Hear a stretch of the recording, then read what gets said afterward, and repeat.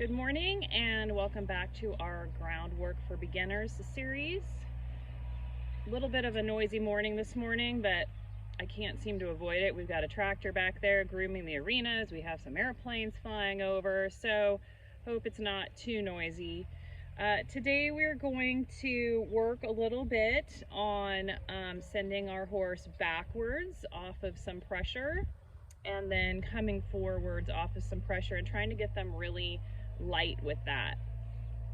If you follow Pirelli at all and you've seen the 7 games video, this is what they call the yo-yo game. It also is a prerequisite for having your horses tie up, because if your horses can't come forward off of pressure without resistance, then they're more likely to pull back when they are tied. We're also going to talk about leading a little bit. You'll have to excuse me, I'm kind of gimping around. I've had sciatica for the last week and a half, so I can't exactly just stop all that I'm doing with horses. So we're just going to carry on, and I might look a little funny limping around out here, but so be it. The first thing we're going to do is see if we have a polite leader. We're going to walk ahead and then stop.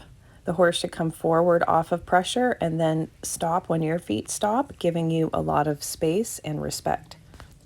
Stray is really good at keeping her distance, but she is a little bit sticky going forward off of pressure. She has a little bit of resistance, so you can see that as we're walking around. She kind of hits the end of that lead rope, raises her head, and I have to remind her to move her feet and come forward. But then you see that she stops politely. If I feel like she's a little close, I'll turn around and look at her, and she'll back her feet up out of my space.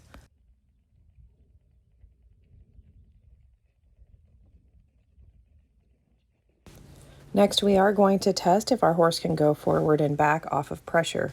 I will turn and face my horse, make eye contact, and jiggle the rope to see if she can back off with a little bit of pressure from the rope. If the horse steps back well, you stop, which is a release and a reward. If the horse doesn't back up, you start shaking the rope more vigorously, and then you can step forward towards the horse and swing your stick and get the horse to back up out of your space. We always start with gentle pressure and then increase the pressure to what we need.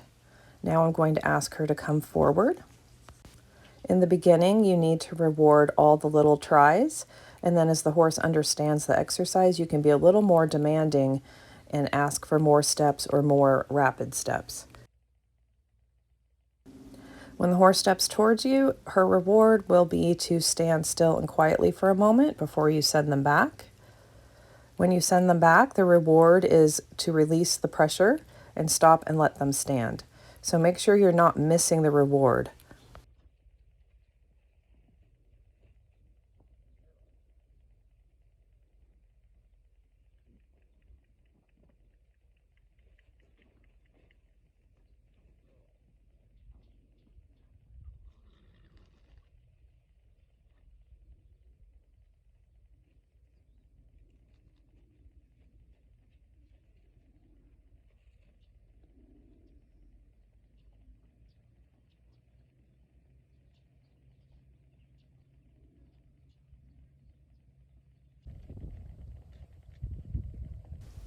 Here we are going to try the same exercises with an Andalusian stallion. Stallions by nature like to be very social. They like to kind of get in your space, and it's really important that they're very respectful of your space. This horse is fairly new to me, and I thought that it would be difficult right off the bat, but he was actually quite good and quite respectful, which made me happy because the work is paying off. It was just a little surprising.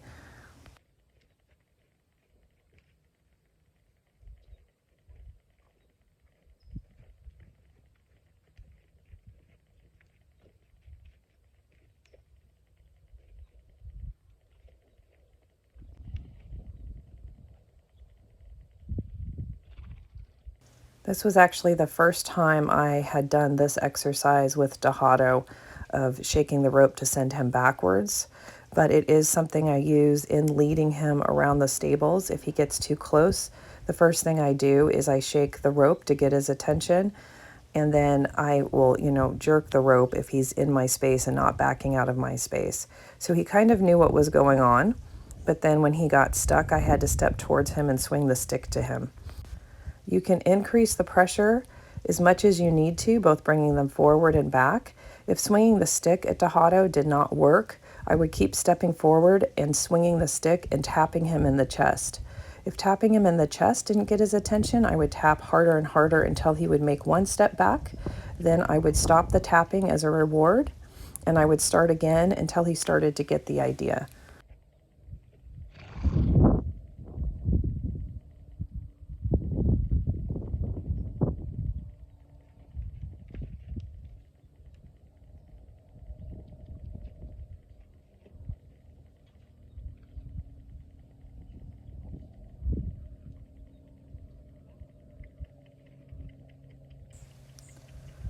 You can see the more I do it, the looser his feet get and the more that he gets the idea, the more he understands I want him to back out of my space and to back up straight.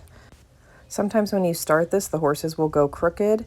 Just ignore that as long as their feet are going backwards. And then as you work, you can keep bumping their nose towards you so that they keep facing you and they'll start to back up straight. Now I go back to leading him, and he is getting distracted. He's not really wanting to go forward, and then he's not really stopping out of my space. So now I can demonstrate the leading exercise a little better. I'm not only shaking my rope, but I'm swinging my stick to tell him to get out of my space. And here you can see when he backs up, he does go crooked. But you can see how the yo-yo exercise helps you with your leading. And here he starts to get his act back together and pay attention and give me space when I stop.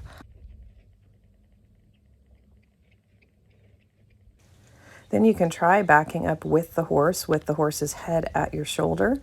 It's another exercise to get the horse walking nicely with you and leading well, where they can stop and then back up with you and pay attention to your body language. So those are the exercises for you to practice this week. Go ahead and see how that goes for you, and we will touch base again next week with a new exercise.